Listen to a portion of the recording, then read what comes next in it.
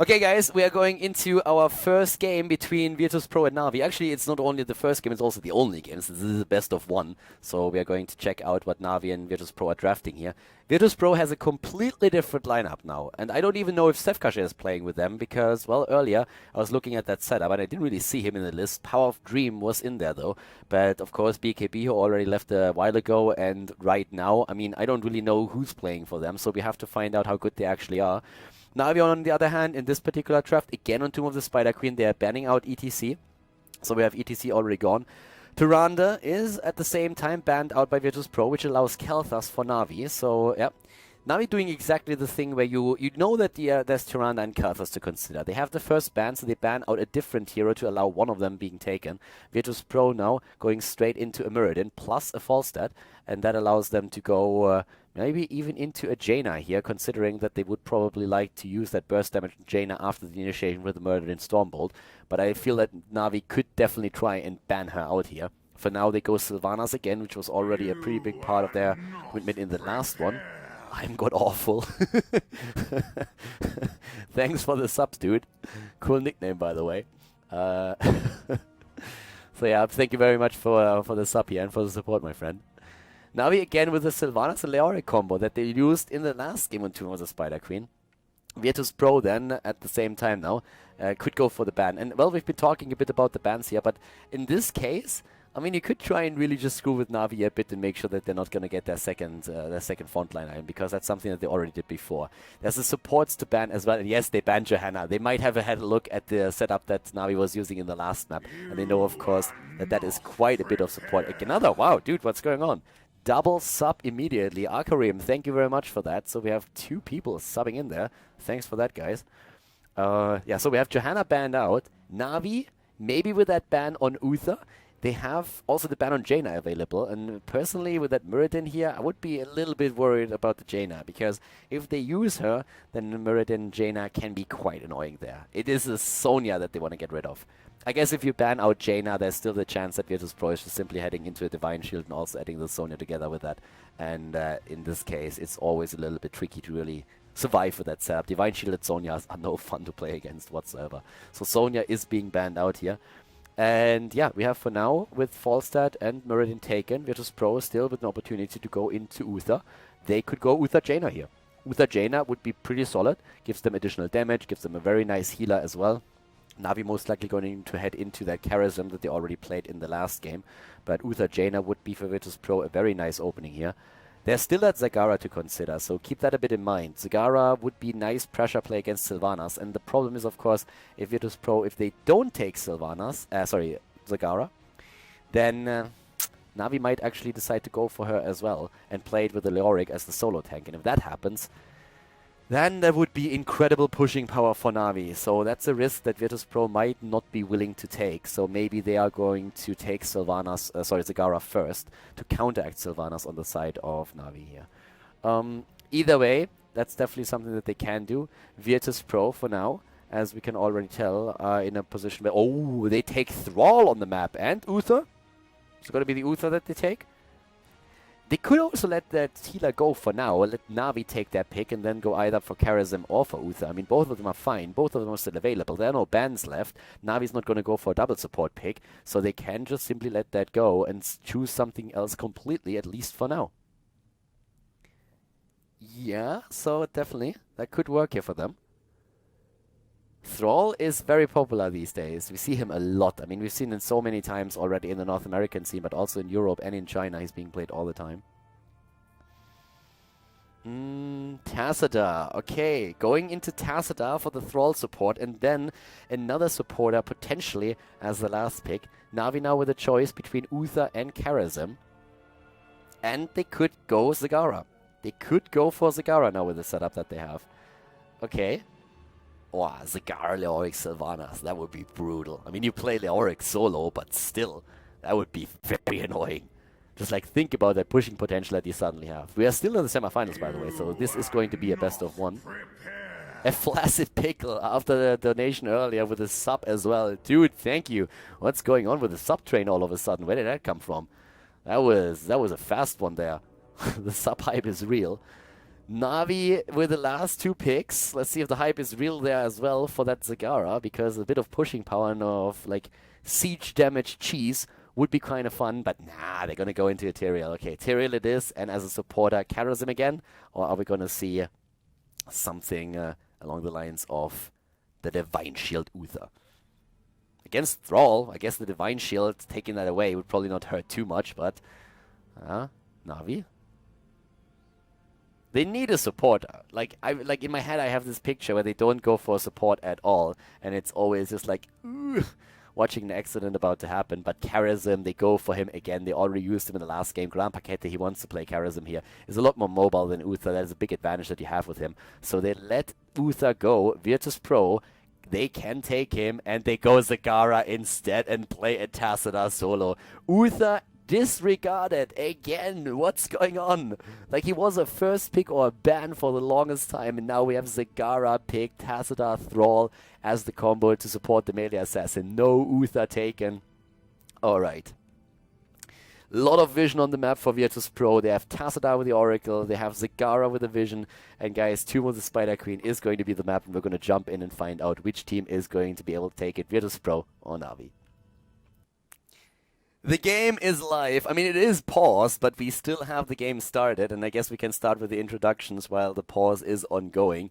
And, well, for now it looks like we have a reconnect, as Noisen apparently had a few problems starting the game up. To the left side of the map we have, in this case, NaVi playing with Alex the Frog on Leoric, Eternal on Sylvanas again. It's a very similar setup to what they were already running in the last game, the game before. We have Crosby now on Kel'Thas, Zarmany on Tyrael, and Gran Paquete is playing on Charism. To the right side of the map, at the same time now, we are having the setup for Virtus Pro, and Virtus Pro with a completely different lineup. They kind of restructured the entire team, especially after BKB, of course, left. So we have them now with Sefkaja on Zagara, we have Neon on Falstad, a new addition to the team, Power of Dream, a little bit more old school on Muradin, Toxical on Thrall, and Noisen is playing Tassadar. We are in the semi-final of the Enter the Storm Europe qualifier. Gathering points for the ranking is, of course, what this is all about. And we have, at this point, a build going straight into the Rolling Thunder on the level 1 talent for Thrall, who is supported only by a Tassadar in this game. And on top of that, we have the Corpse Feeder talent for Zagara, so the reduction in damage, and that is actually very sweet if you're trying to push with this setup. So we don't really know how good Virtus Pro is with this new lineup that they're running here, but it's something that we're going to find out. NaVi has been playing a few games against the top teams in Europe, with their also pretty new setup since they changed a few of their players out, and they have been doing extremely well. If Virtus Pro can really measure up against that, that's something that is going to be found out right now, and well, let's see who's going to take it. Once again, the push already happening. We have straight in the mid lane everybody except for like Thrall, and Tassadar is also starting to rotate around. It's all about the experience that you're trying to get now. Down to the bot lane, we're having Toxical, there's Eternal and Crosby, and Gran Paquete moving in to try and take him down now as well. So Zarmany already on his way to get all of these gems. And to the top lane, it's Alex the Pro G, who's already getting attacked by 4 heroes. For some reason, he's always the center of attention. Alex the Pro G, he's always there at the top, and the hate against Leoric is definitely real, as everybody is aiming for a kill against him. But with the Hardened Bones on level 4, he will have it even easier, even though he went into a few different talents early on. Either way, Wraith Walk in itself is going to be a nuisance to deal with. Doesn't really matter which one he goes for.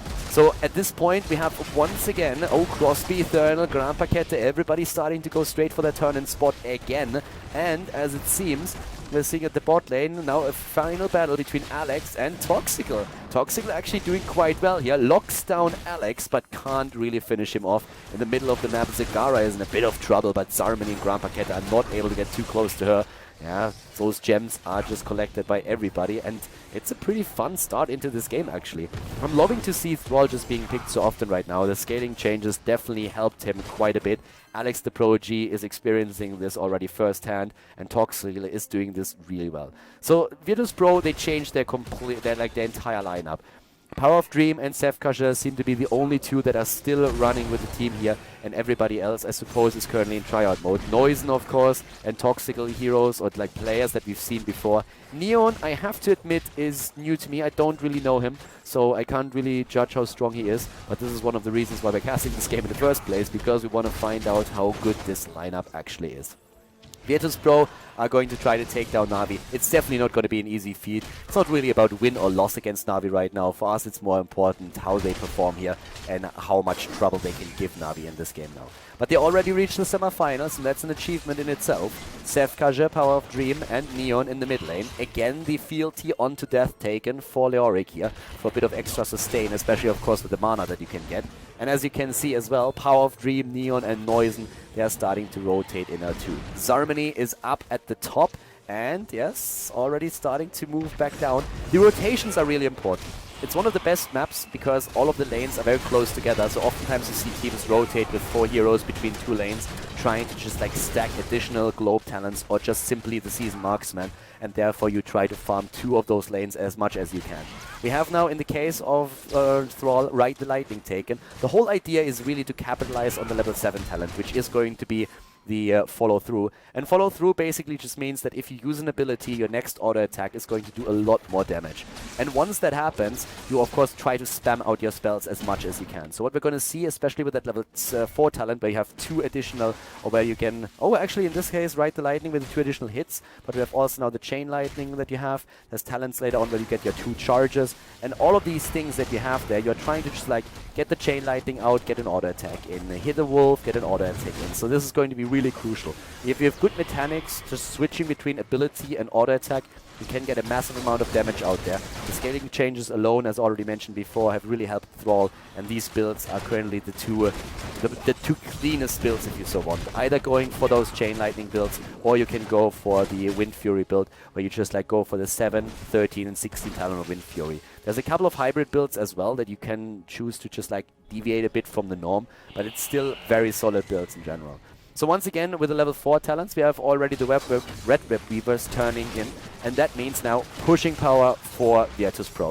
Virtus Pro is starting this with a bit of aggression there. Level 1, again, is the Corpse Feeder, no reconstitution for Zagara this time. So Sefkaja is currently playing the hero and just trying to push as much as he can with it.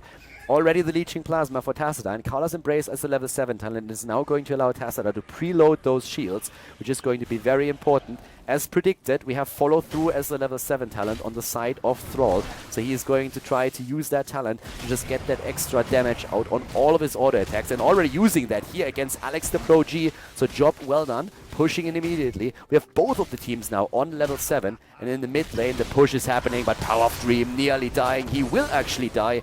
Muradin is taken down, and down to the bottom of the map. Alex could have died too, but Toxical not able to lock him down in time. So Tassadar alone, maybe not enough to really save these heroes. It was an interesting choice to go for Tassadar over the potential Uther that was still available. They decided to play it with the Tassadar only for the support, and Virtus Pro was always a team that was very aggressive in the way that they were playing the lineups, and they also like to experiment with setups, so it's something that they might be doing here now as well. We have, of course, the potential Web Weaver turn in again, this time on the side of the blue team, since they still have 66 gems and they already turned in 12, so they have an opportunity here. But we see Sefkaja with another drop against the tower at the top lane, and now eliminating that well is, of course, one of the highest priorities, trying to make sure that Grand Paquette, they can't just simply heal up there later on. Noisen is going to help Sefkaja out, and as long as there's no rotation against them, this is going to work for them very well. So right now, Power of Dream and Neon are already trying to just like cut the path off over here. Yeah, Muradin moves in, and here comes that double stun, and they could, they can't really kill a target, but as long as they can put some damage on them, they can push them back, and that's exactly what they're attempting to do now. But Zagara is in trouble. Sefkaja gets a shield and moves away, but Eternal is moving in. The Hydra is there. Sefkaja is about to fall. He gets another shield in the last second. Grand Paquette might be trying to go for the kill, but Zarmany also a bit afraid to jump in after the Druid's Might. This would just be overextending too far, and he doesn't really want to do that. So in this case, they retreat for now, play it safe, make sure that nobody dies on their lineup as well. 1 kill against 0, turn in potential for both of the teams now, but we see still the blue team with 48 additional gems, and they already turned in 42. Toxical against Alex the Pro G, still the fight down to the bottom of the map here with 26 additional gems for Alex, and once the Auric turns in, they are going to be getting that first Web Weaver wave for themselves. The talents that we are seeing with the Fission Bomb, also the Unstable Poison, and again the Ghastly Reach for Leoric for the additional push that he can use now. As the level 10 talent, Sundering is of course going to come into play now for Thrall. We have that already with a more Mighty Gust, Force Wall, and of course the Avatar for Muradin chosen. but Navi is not too far behind. So Neusen might be actually able to help them to close in on that second Web Weaver wave. Especially with that level 10, Navi can't really go into the mid lane to contest it, but they have their own 10 now. With, again, the Divine Palm taken, we have also March of the Black King, Wailing Arrow, Phoenix, and also Sanctification chosen. And the Phoenix is already in play here, trying to make sure that Power of Dream cannot turn in. And they are incredibly close to get that turn in completed. Only one gem needed, that's it. Crosby is too late. It is a second Web Weaver wave for the red team. Virtus Pro with a power play right now. They can move in again. Still the same experience. Down to the bottom of the map. Yeah, with Wind Fury, Toxic is rushing away from this one. They were trying to go for a quick gank and kill, but they don't get that through. Now we have up at the top lane, Sefkaje again with the Corpse Feeder talent going straight into the lane, trying to drop that fort, or at least drop it with a few experience points, with a few hit points. Sefkaje moves back in time. And so far, things are actually looking pretty well for them. Eternal jumps away. Power of Dream is trying to get him. Stormbolt. Oh, too short. But we see Neon flying in. Wow, that was an aggressive move. Flies in and needs to move back immediately. Zarmani is also going in, but it's a 5-man setup that we're seeing at the bot lane here. A nice approach by Falstad, but maybe a bit too aggressive. So they're starting to push this in. Whereas Navi is on all of the lanes busy defending the Web Weavers, or defending against them. The bot lane is still being pushed, and they are rushing in with Zagara once more. They don't have a Sylvanas to disable the structures, but as long as they burst them down like this, they're going to be completely fine. That Web Weaver is also still alive for a bit longer. Top fort has also survived. Zagara not able to really get the kill in here. But now we have level 11 versus 11. Sylvanas on the way up to the top. Eternal with 20 gems on his own. A simple turn-in by him would give them a Web Weaver wave as well. And that's of course what they're trying to use. Power of Dream in position here. And in the middle of the map, the rotation of both of the teams. It's a very narrow map, and you can really tell that it's extremely difficult to move anywhere without immediately meeting an opponent. Already in the middle of the map, Toxical with the Sundering. They're going for maybe Tyrael. Nope, and now that we have the zoning happening, thanks to the Phoenix plus the Force Wall, there's very little that they can actually do about this. Leoric on 40 gems, 42 gems for him now. That's nearly this is nearly a completed turn-in, even without the ones that are already secured by Team Navi. So Power of Dream and Sefkaje currently up at the top lane. They have 34 gems on their own, and it looks like Thrall actually was about to turn in, but moves into the mid lane now instead. So the melee assassin with another chain lightning, trying to get the damage out there. Level 12 versus 12. Considering that there were 2 Web Weaver waves already for Navi, for Virtus Pro, I have to say that Navi has done an incredible job staying well, not quite ahead in experience, but at least on the same level. So Navi again at the bot lane, busy against Virtus Pro here, trying to push this in. Their first Web Weaver wave could definitely bring them an early level 13 and the extra talent here, and that's exactly what they of course try to achieve. Crosby is up in the mid lane again, and they still have 90 gems. They just turned in and they still have 90 gems. As long as they don't die now, they could get a second Web Weaver wave, and if they continue to harvest gems, they could even get a third after that one. So right now, there's a lot of pressure at the bot lane. They're starting to move in again. Nice attempt with the Gravity Lapse, but not hitting just yet. They're seeing the Phoenix in play, dropping another tower. Web Weavers are pushing. Top lane is being pushed too. In the mid lane, Alex the Pro G with 48 gems on his own. Down here at the bottom with the level 13 talent now being ready. We're seeing immediately the Burning Rage against Zagara. A great talent, of course, to also detect the creep tumors and take them down without using mana. Chain bombs. The fort is being attacked. The opposing will, relentless and evasive fire. Zarmani has to be careful. Top lane is also being pushed by the Web Weaver, who is trying to just put more and more damage onto the fort itself. But down here, the defense has prevailed, at least for now, and we have also another talent now for Team Virtus Pro. They're running this with a Muralist with a double Giant Killer. This is going to make it very difficult for Tyrael and Leoric at the front line. Falstad and also Thrall are using the talent here. It's interesting to see that Thrall, with this build, did not even go into the spell shield, which is an option, but he wants to make sure that he puts the maximum amount of damage on, especially, of course, Leoric in this case. Top lane Ford, as I already said, has suffered a bit of damage and is still suffering damage as we speak. But with 102 gems, we could see the turn in, and Alex is already on it. He's starting to turn in. He has 49 gems on his own, and that is an easy second Web Weaver wave for them now. So very well played here by Navi, not dying, securing all of the gems that they collected throughout the game thus far, and they are starting to move in down to the bot lane again, and that fort is of course already forfeit. You can't protect this one. No hit points left, and that's an easy kill right there. So Web Weavers are going to come into play. 1 kill against 0. So most of this game is still about like the positioning in the game itself, on the lane, in the fight, and then also about the objective. So we don't really have a huge kill count or anything, but the teams are always fighting, always in positions where they're trying to go through a few structures, and the mid lane is now starting to be pushed again as there are still towers remaining that they are going to try and take down. And the towers are going to die quite easily.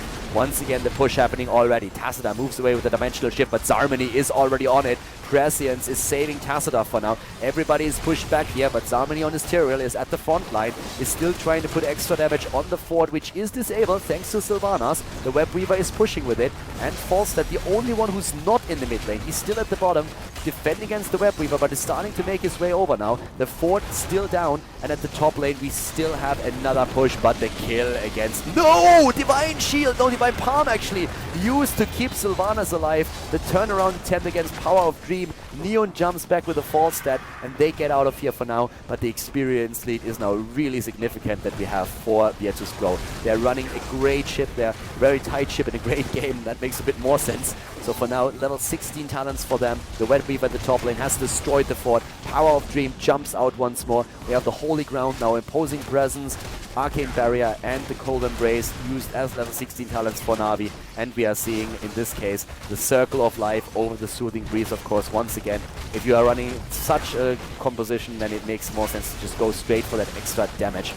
Sorry, for the extra heals. Now again, Power of Dream at the front, about to get dropped. Is their shield ready? Nope, he explodes and spreads the love. Zagara is going to experience a few hit point losses as well. Top lane pressure against that wall has also happened, but still no keep down. So at least we have only half of the hit points of the keep eliminated. But as I already predicted a bit earlier, it's an easy third turn in now for Na'Vi. They collected gems the entire time, and that's 3 Web Weaver waves now in a row, right after another. And that's, of course, like absolutely annoying for Virtus Pro now. They just don't get a break. These guys don't get a break at all. It's just wave after wave after wave, and they're just like, what is going on? Do you have somebody who's just like dropping those gems into your hands, or what's happening there? All that dirty esports money. Na'Vi too rich, Kappa. Way too many gems here, and instead of just having that pretty blink somewhere around, they turn that in, get the Web Weavers in play, and this is the third wave that pushes in against the bot lane, especially now. Mid lane, of course, is also threatened since it's already on half health, but there's still no level 16 talent for Virtus Pro. Na'Vi moving in, 2 kills against 0, and they go straight for that attack. Mighty Gust already used by Neon, trying to push them out and buy a bit of time so that they can focus on the Web Weaver. But the defense is really struggling. Mid Web Weaver has been defended against already, but up at the top we still see that push happening. Zagara is down, Sefkasha just died, and Zarmany, he just drops the invulnerability thanks to the Sanctification. They take down the first heap, and this is great play. Neon is about to die, and he has 36 gems. They try to collect them all. They don't get all of them though. Well, actually Noisen could try to collect these 2 now too. Yep, that's what we are seeing. So he has everything that he needs. But on the way back, Na'Vi is just moving into the mid lane, and they will take down the next keep as well. Still no level 16 talent, and Na'Vi just, thanks to their dominance on the objective, in a massive lead in this game now. 4 kills against 0, and we are seeing overall 6 forts for Na'Vi still. They haven't lost anything, and they dropped everything except for that single keep up at the top lane. That's the only one that is still in play. Level 16 talents are finally ready for Team Virtus Pro, and it was about time. Again the turn in, but this time they don't have the numbers. Brood Expansion, Hammer Time, Stone Form, Tempest Fury has been taken, and the Dimensional Warp. So over here already the turn in attempt again. But as I said before, they don't have the numbers. 91 gems on the other hand for Virtus Pro, so they could try to get a turn in here for themselves as well. If they make that happen, they have the same amount of turn-ins than Na'Vi, but you can already tell that Na'Vi, of course, with that massive lead that they have, is now starting to really work towards level 20. They're close to level 19 already, and that alone would already be a massive lead for Na'Vi again to maybe go for boss or drop that last keep in the game. 44,000 damage on Kel'Thas, 40,000 by the way on Thrall. So when it comes to the damage output, Virtus Pro is doing a great job here.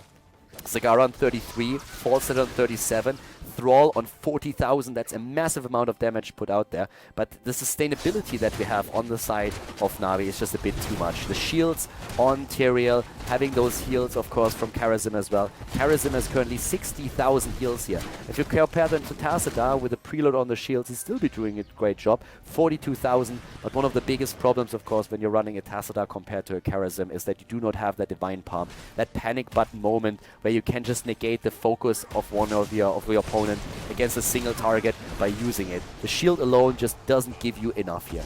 So now level 19 and nearly a half already for Na'Vi, and well, once they have the level 20, they are most likely going to go for boss, or at least trying to secure themselves another turn in.